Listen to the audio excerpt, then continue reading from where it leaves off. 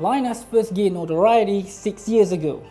At that time, a massive protest was held against it.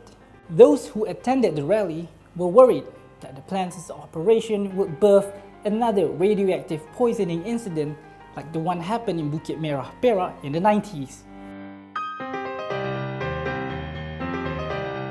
Kita kena buang thorium, kita kena buang uranium, mutanium, monstorium, leukemium.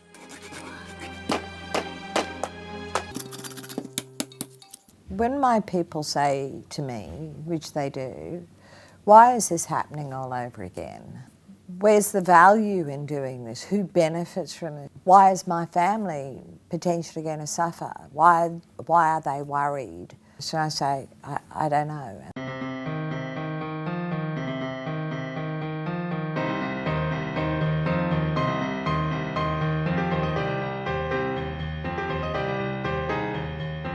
We're here in one of the most controversial factories in Malaysia, Lynas' rare earth refining plant. And we're here to see how rare earth is refined.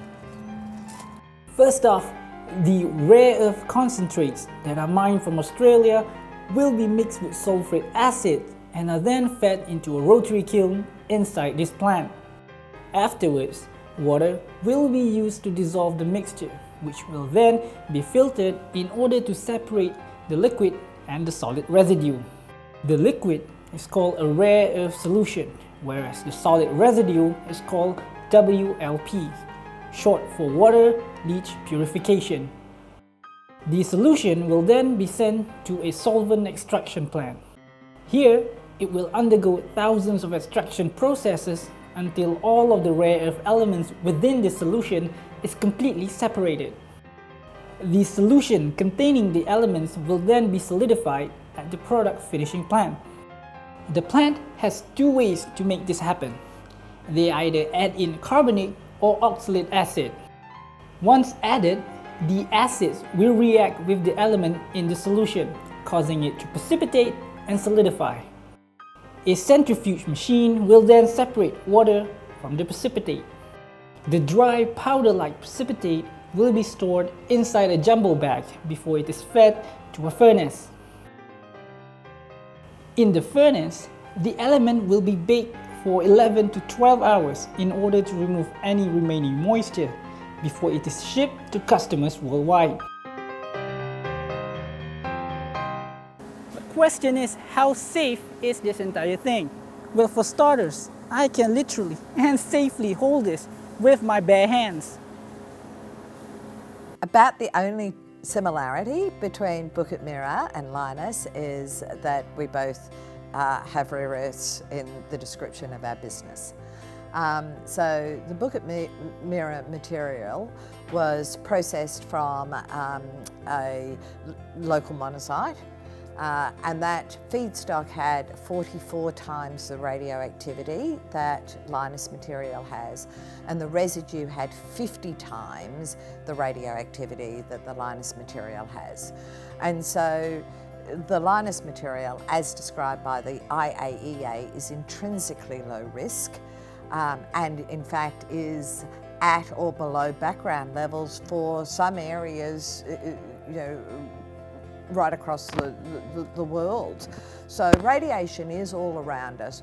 Bukit Merah actually had a different feedstock, different residue, and most importantly, a different set of regulations and management practices. Not all rare earths are the same, right? So rare earths are not all that rare in the Earth's crust. They're rare to be in deposits that are economic to mine.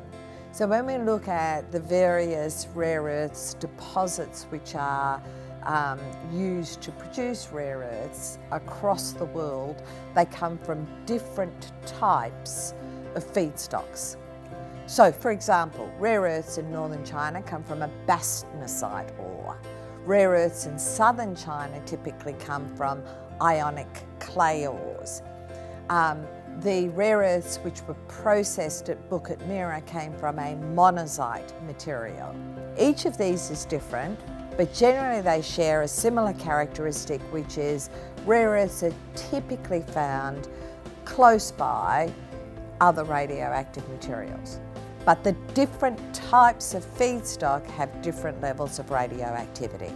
The Mount Weld ore body is intrinsically low radioactivity, and when we ship the material from Mount Weld, it has about 6 becquerels per gram, and we process it here, and in our residue material, we have 6 becquerels per gram.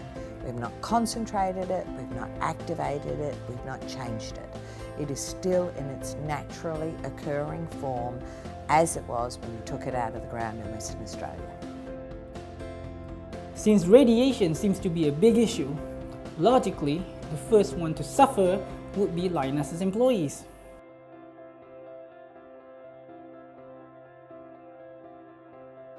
Bagi saya dah 5 tahun. Untuk side effect ataupun big effect, alhamdulillah tak ada lagi. Anak pun alhamdulillah sihat. Family, adik-adik yang lain pun, mak ayah pun okey lagi setakat. Pada diri saya sendiri pun. Saya alhamdulillah saya kerja kat sini hampir setahun. Saya pergi mana-mana, semua saya pergi. OUR, dia orang cakap WLP bahaya apa benda kan. Saya pergi ke sana, alhamdulillah tak ada apa-apa. Saya pun sihat walafiat. Family saya pun tak ada kena apa-apa penyakit. Alhamdulillah. Sebelum saya join kat sini juga banyak spekulasi kepada Lynas lah. Bagi saya semua tu tidak benar lah, sebab saya telah menetap di Kuantan selama almost 7 years. Saya telah menetap sebab saya belajar di Gambang sebelum saya berhijrah ke Kuala Lumpur, dan daripada Kuala Lumpur saya berhijrah kembali ke Kuantan lah. So dalam environment saya bekerja kat sini pun kesihatan saya tidak terjejas.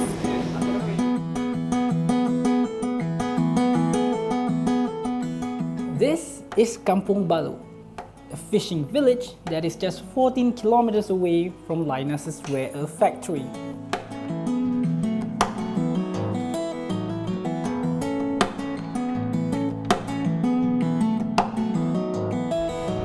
In 2012, Lynas was said to be so radioactive to a point that it will affect everyone within 30-kilometer radius. That is about 700,000 people. We are here to find out if that is true. The village sits nearby the Balok River, in which Lynas's treated wastewater is discharged into. At the height of the anti-Lynas movement in 2012, this place was said to be one of the main casualties if Lynas was allowed to operate.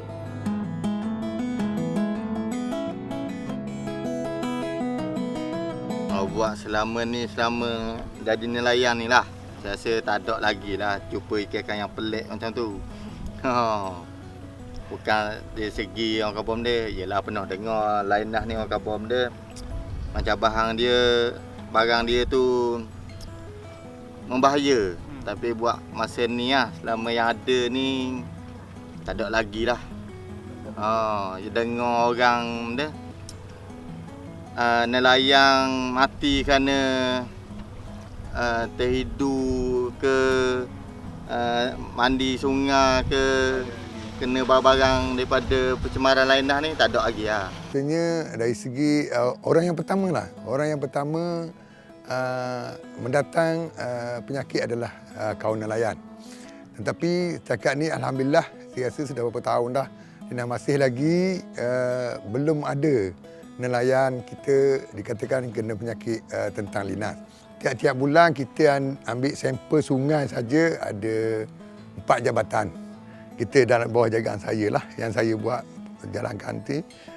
Belum ada lagi lah nelayan ke orang kampung ke main sungai yang ada membahayakan ataupun kata ada penyakit. Tapi yang lazim pada sekarang ni kita tengok dalam sungai saya ni bahawasanya orang cari kepoh dan cari kerang. Masih berkekalan, sudah berapa 5-6 tahun dah. Jadi dari situ saya tak dapat maklumat yang dikatakan makanan di sungai ni berbahaya. Sebab tiada yang masuk hospital dan tiada lagi.